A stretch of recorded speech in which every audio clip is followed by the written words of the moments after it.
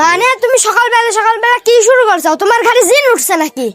শুনেছিস তোর ছাওয়ালের কথাবার্তা শুনছু? এই কথা দিত তোর ছাওয়ালে হাফ মাটার করে দেওয়া উচিত।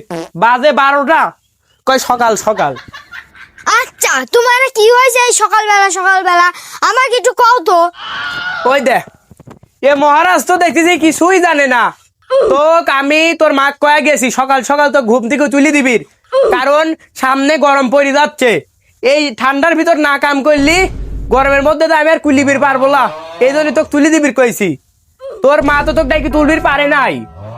ও এই জায়গায় এত ভেজাল লাগেনি কি আছে? আমাক ডাইকি তুলে দিল তো আমি বিলে যাইতাম না।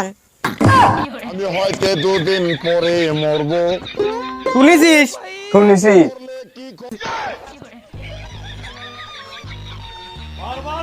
কি হয়েছে ওইভাবে টাকা রয়েছে ওকে? চিন্তা ভাবনা করতেছি তোক কষবো নাকি ও কষবো।